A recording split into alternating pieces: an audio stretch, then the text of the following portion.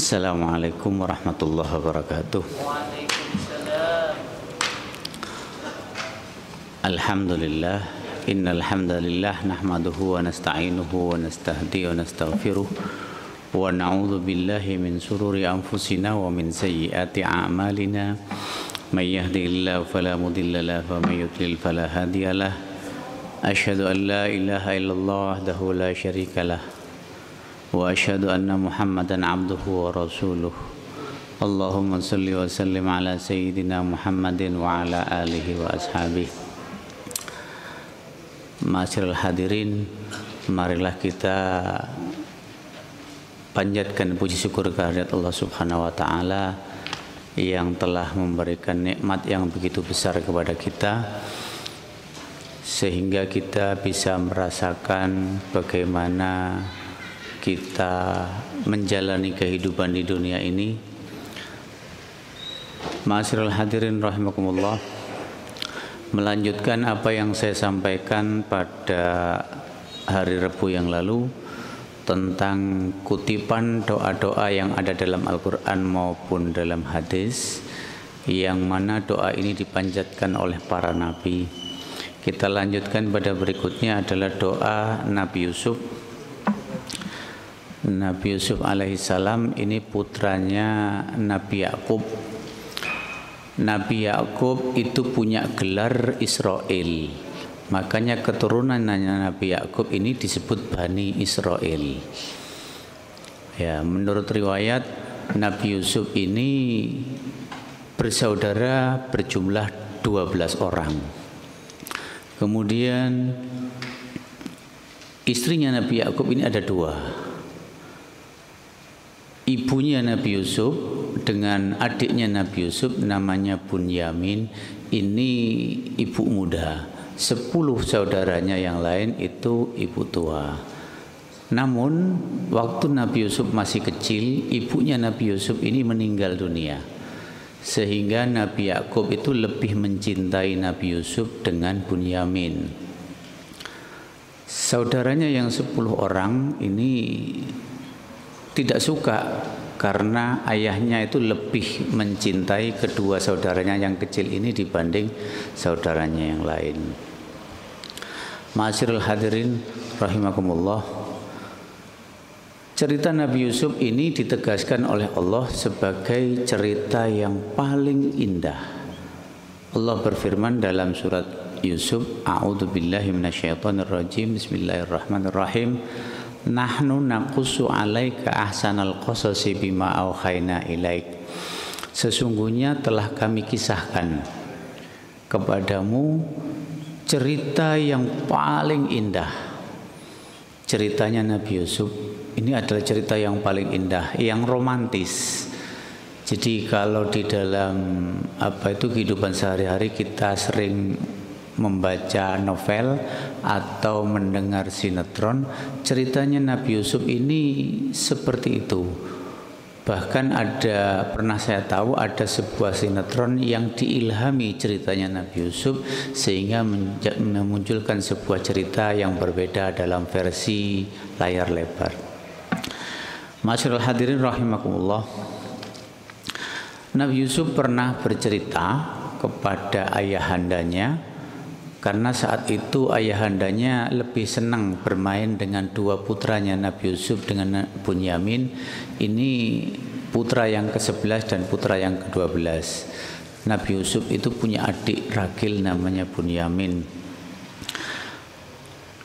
Saat itu Nabi Yusuf ketika bangun tidur bercerita kepada ayahnya. Ini dilukiskan oleh Allah dalam surat Yusuf ayat 4. A'udzubillahi minasyaitonirrajim. Bismillahirrahmanirrahim. Idz qala Yusufu li abihi ya abati inni ra'aitu ahada asyara kawkaban wasyamsa wal qamara ra'aituhum li sajidin.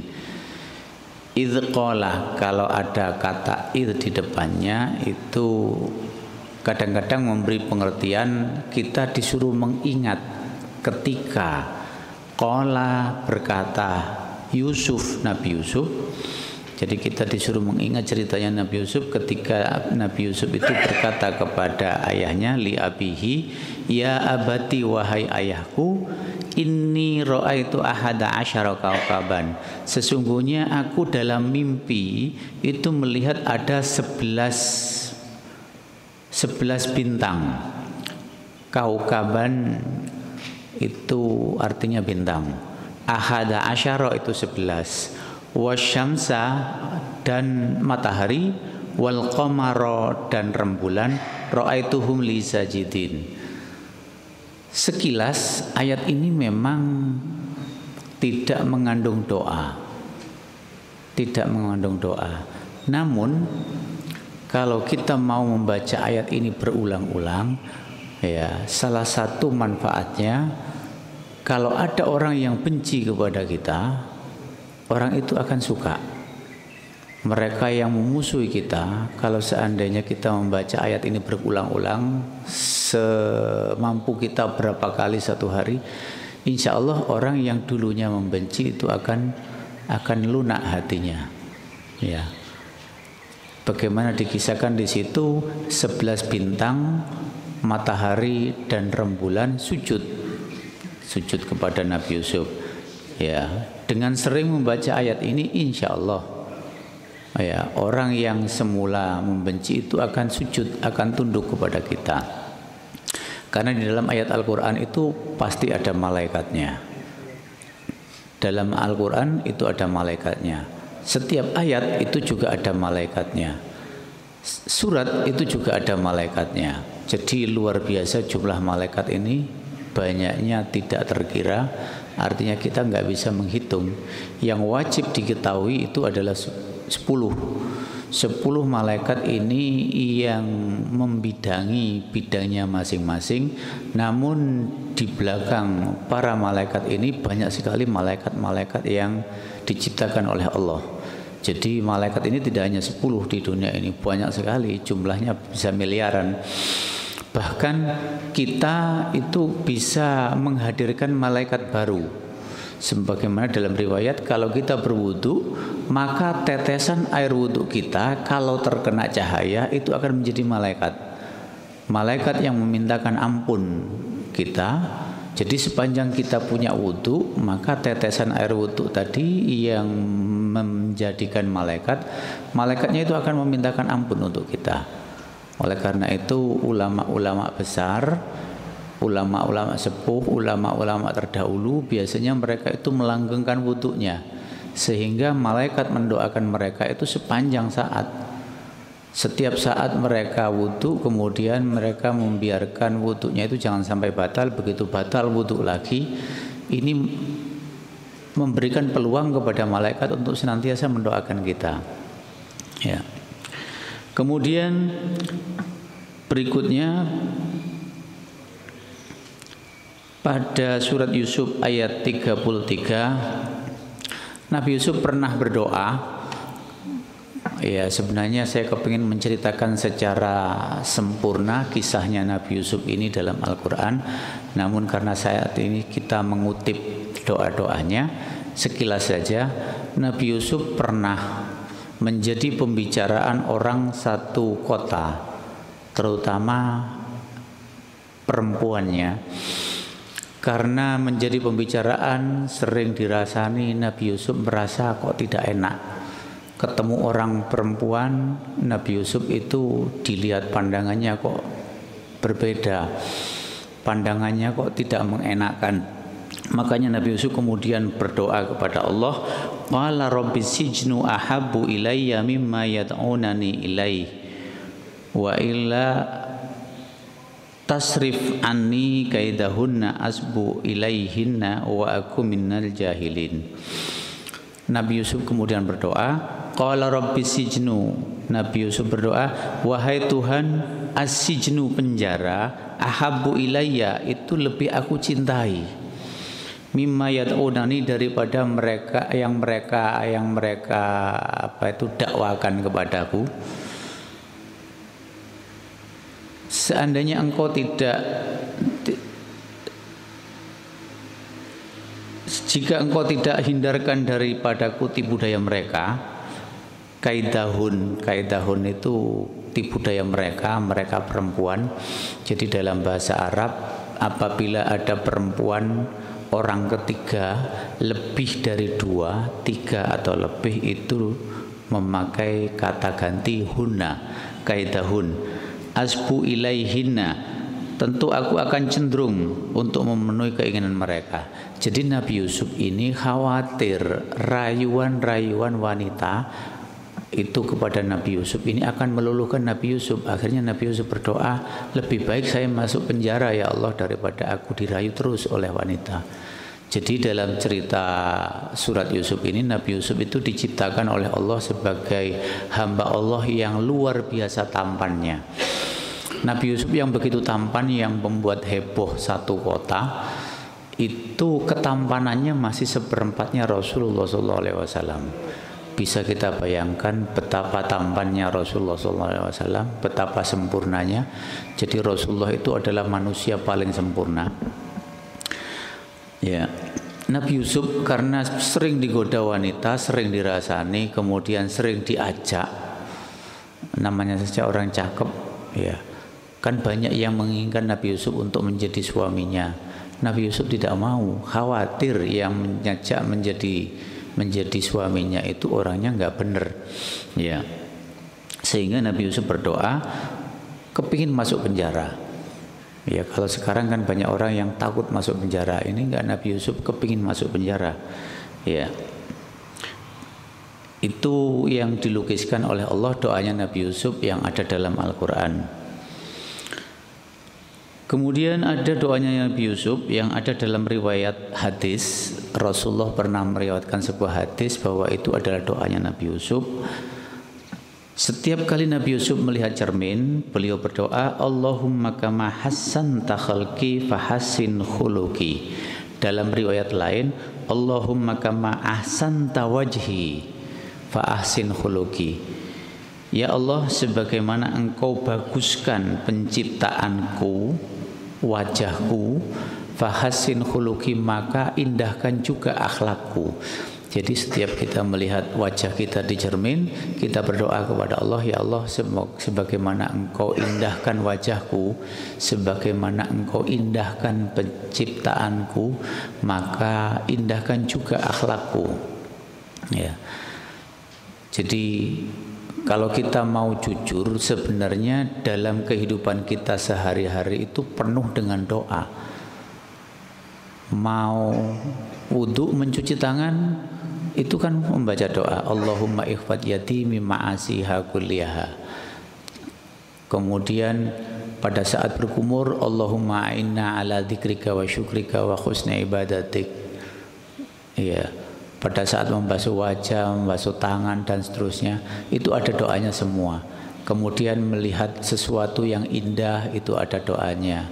Ketemu dengan istrinya, yang punya istri, itu ada doanya. Jadi kalau kita mau jujur, kita ini sebenarnya penuh dengan doa. Tapi yang praktek, yang kelihatan jelas apa memang dibuat seperti itu, justru orang-orang non-muslim yang kelihatan berdoa, doanya jelas, bahkan mereka melakukan bersama-sama. Sebenarnya saya ini salut kepada mereka, kalau mau makan mereka itu biasanya berdoa bareng. Berdoa bareng. Kita kan tidak. Biasanya kita berdoa sendiri-sendiri. Memang berdoa itu adalah urusan pribadi, setiap orang mau berdoa atau tidak. Tapi saya salut kepada orang-orang non-muslim, kalau mau makan itu mereka berdoa bareng. Kayaknya tradisi ini perlu untuk kita kembangkan. Bukan berarti kita niru mereka, itu salah, enggak. Kalau memang itu bagus, silahkan. Tapi kalau memang tidak nyalai aturan, tidak, kalau memang itu tidak bagus atau menyalahi aturan, maka sebaiknya jangan dilakukan. Kalau itu memang tidak dilarang, silahkan. Sebagaimana Rasulullah kalau melihat ada orang Yahudi kumisnya tebal, kemudian jenggot mereka dicukur. Dalam sebuah riwayat Rasulullah menganjurkan kepada kita supaya kita tidak sama dengan orang Yahudi, cukurlah kumisnya dan peliharalah jenggotnya. Jadi Rasulullah dalam hadis ini memerintahkan kepada kita untuk mencukur kumis supaya tidak sama dengan orang Yahudi dan membiarkan panjang jenggotnya. Ada yang berpendapat lain bahwa menjaga kebersihan wajah, kumis dan jenggot, karena memelihara kumis dan memelihara jenggot itu sangat membutuhkan perhatian ekstra. Artinya pada saat wudhu itu harus diperhatikan, jangan sampai jenggot dan kumis ini membuat air wudhu nggak sampai ke kulit kita. Itu membuat wudhu kita jadi tidak sah. Makanya banyak ulama yang hati-hati terhadap hal ini, akhirnya menganjurkan kepada kita untuk tidak memelihara jenggot dan tidak memelihara kumis.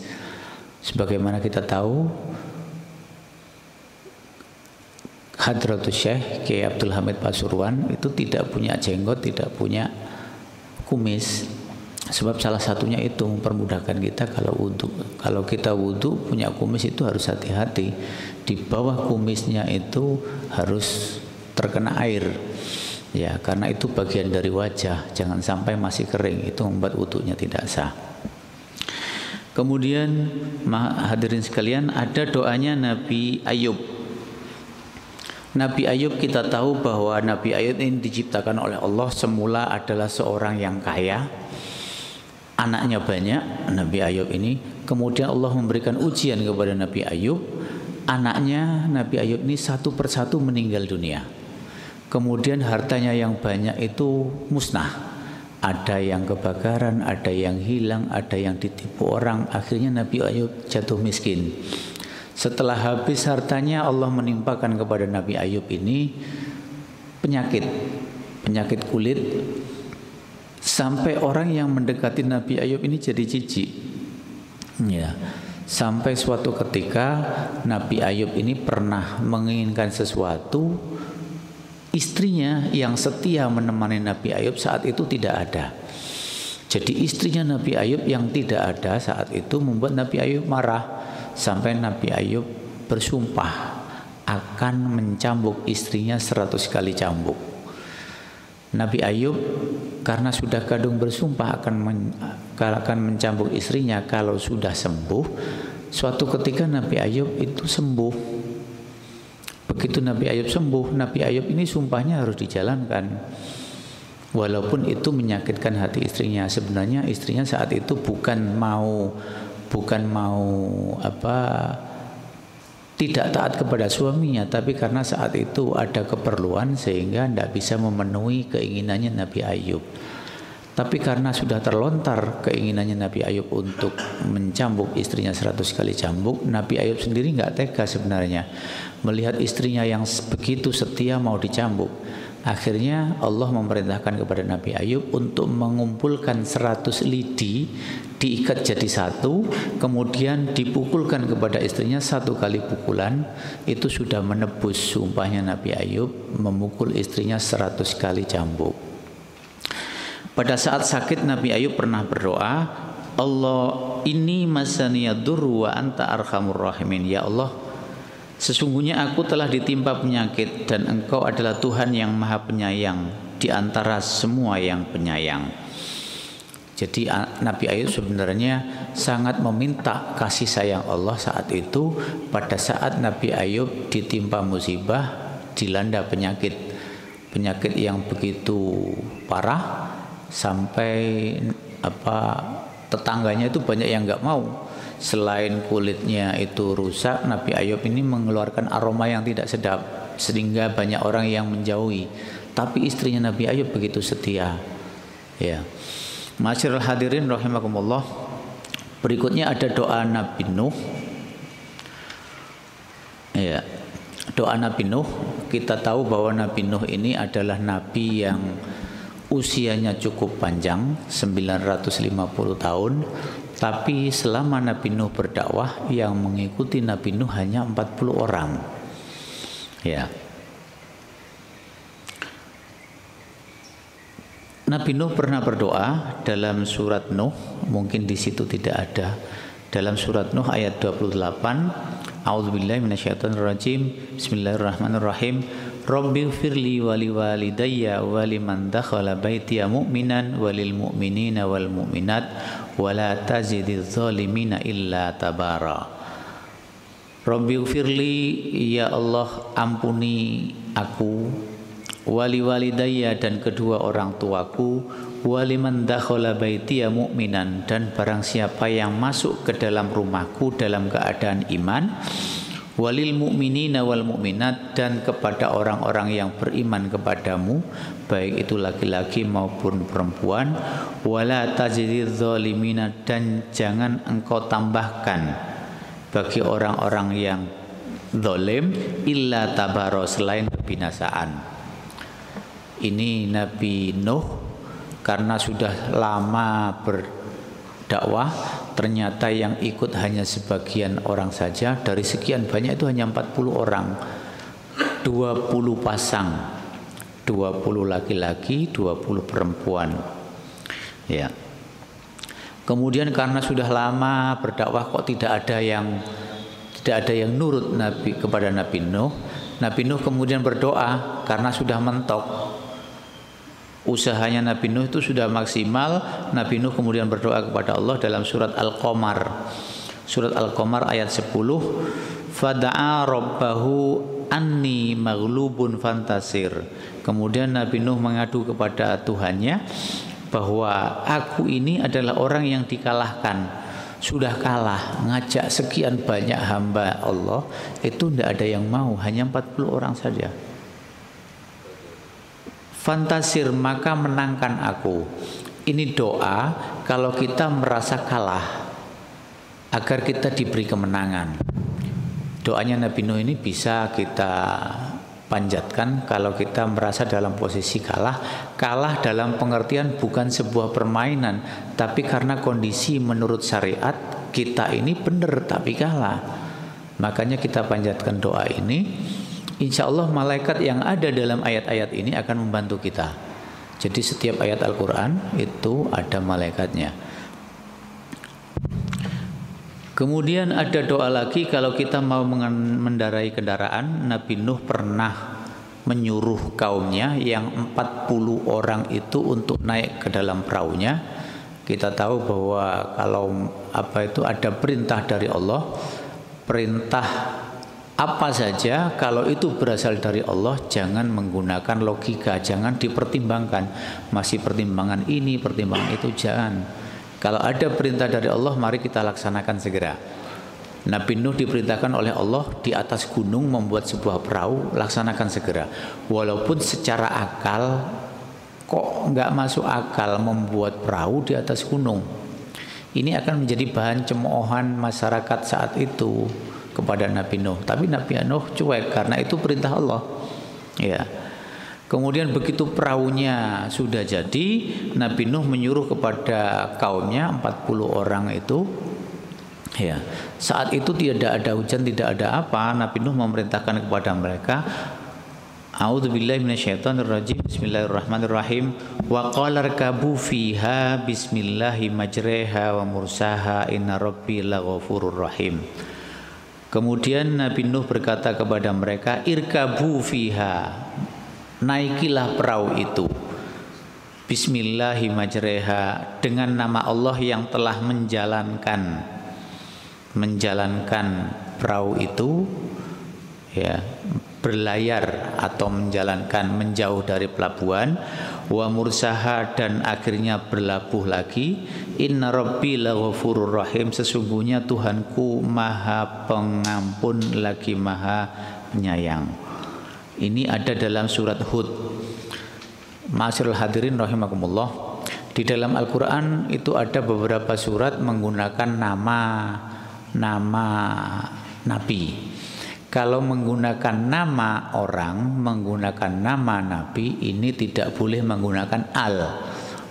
Karena nama Nabi itu kan sudah diketahui, sudah makrifat, orangnya sudah diketahui makrifat. Makanya tidak perlu menggunakan alif lam ta'rif supaya tidak jadi makrifat lagi. Makanya dalam Al-Quran tidak ada nama Nabi yang didahului al. Ada surat Ibrahim, ada surat Nuh, ada surat Hud, itu tidak pakai al. Kalau ada nama orang, ayahnya Siti Maryam, namanya Imron, itu di depannya ada Ali, bukan al. Sering orang menyebutnya salah, Al Imron itu bukan Al Imron. Ali Imran. Ali itu artinya keluarga. Jadi dalam ayat surat tersebut Allah menceritakan tentang keluarganya Mbah Imran, ayahnya Siti Maryam. Bagaimana beliau sangat menginginkan punya anak, kemudian anaknya kepingin dibaktikan di Baitul Maqdis, ternyata kok perempuan. Jadi di dalam surat Ali Imran dikisahkan tentang itu. Kemudian ada doa lagi, sebuah doa yang dipanjatkan oleh Nabi Nuh saat beliau di atas perahu. Beliau berharap semoga perahunya itu bisa berlabuh, bisa bersandar di daratan yang mana daratan itu akan memberikan barokah. Nabi Nuh disuruh oleh Allah, wakul, dan katakan, Rabbi anzilni munzala mubarakan wa anta khairul munzilin. Nabi Nuh diperintahkan oleh Allah untuk berdoa, Rabbi anzilni, wahai Tuhanku, turunkan kepadaku munzala mubarakan, tempat tinggal yang penuh barokah, wa anta khairul munzilin, dan sesungguhnya engkau adalah sebaik-baik yang memberi tempat. Kalau kita kepingin mencari tempat, kira-kira saya sebaiknya hidupnya di mana, baca doa ini, Rabbi anzilni munzala mubarakan wa anta khairul munzilin. Jadi kalau kita berdoa memanjatkan doa, wakulnya itu enggak usah dibaca. Wakul itu perintah dari Allah kepada Nabi Nuh. Kalau kita mau berdoa, ya Rabbi anzilni munzala mubarakan wa anta khairul munzilin. Ya Allah, tempatkan aku pada tempat yang diberkahi, dan engkau adalah sebaik-baik yang memberi tempat. Kalau menurut hadisnya orang-orang Syiah, setiap kali kita naik kendaraan mau pergian kemana disuruh membaca ini. Menurut hadis mereka, ya Sayyidina Ali waktu itu diperintahkan oleh Rasulullah, wahai Ali, maukah kamu saya beri doa? Doa apa ya Rasulullah? Kalau kamu mau naik kendaraan baca doa ini. Ya, kita tidak ada salahnya kalau kita berdoa meminta tempat yang paling baik. Doa ini sebenarnya bukan hanya untuk doa kita di dunia saja. Doa ini berlaku juga kalau kita meminta tempat nanti di akhirat. Rabbi anzilni munzala mubarakan wa anta khairul munzilin. Ma'asyiral hadirin rahimakumullah, doa itu bisa kita buat, kita karang sendiri dengan bahasa kita, boleh. Tapi lebih baik kalau doa itu kita niru kiai-kiai yang berdoa. Bahasa mereka, kalimat-kalimat mereka itu lebih baik kalau kita tiru.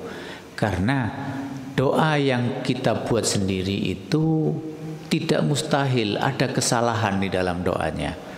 Ya. Kemudian lebih baik lagi dari doa para kiai, ini adalah doa para nabi. Doanya Rasulullah. Dalam hadis itu banyak sekali doa-doa Rasulullah.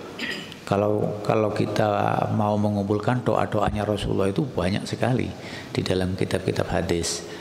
Dan lebih berkah lagi kalau doa ini berasal dari Al-Quran. Karena Al-Quran membacanya saja itu sudah dapat pahala.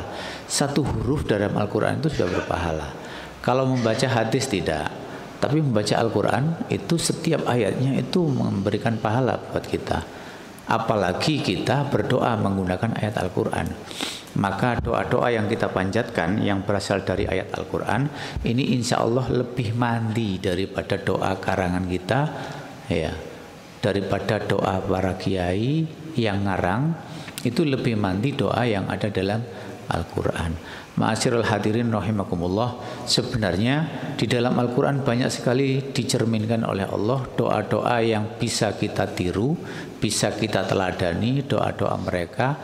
Ya, saya rasa itu lebih baik kalau kita menerapkan setiap hari. Mau naik kendaraan kita berdoa, kemudian turun dari kendaraan memakai pakaian bercermin dan sebagainya, itu kita berdoa. Mau masuk kamar kecil aja ada doanya kan? Ya, keluar dari kamar kecil ada doanya, masuk masjid ada doanya, keluar dari masjid juga ada doanya. Jadi kalau kita mau menerapkan Islam sesuai dengan anjuran Rasulullah itu penuh sekali dengan doa. Ya. Kalau kita berdoa, Allah tidak akan membiarkan hambanya yang berdoa begitu saja. Pasti doanya itu akan dikabulkan. Ma'asyiral hadirin rahimakumullah, semoga kita dijadikan oleh Allah sebagai umat Rasulullah yang bisa meneladani apa yang dilakukan oleh Rasulullah. Semua perilaku Rasulullah semoga bisa kita teladani dari hal-hal yang sepele sampai hal-hal yang berat.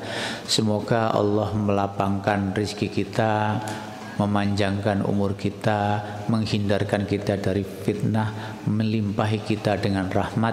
Semoga Allah memberikan kesembuhan kepada keluarga kita yang saat ini sedang sakit. Semoga Allah senantiasa menjaga kesehatan kita. Semoga Allah memaafkan dosa-dosa mereka yang sudah meninggal. Semoga Allah juga melimpahkan barokah, melimpahkan pahala bagi mereka yang pernah berjasa kepada kita. Semoga Allah menjauhkan kita dari berbagai fitnah. Kurang lebihnya saya mohon maaf. Wallahul muwaffiq ila aqwamit thoriq. Wassalamualaikum warahmatullahi wabarakatuh.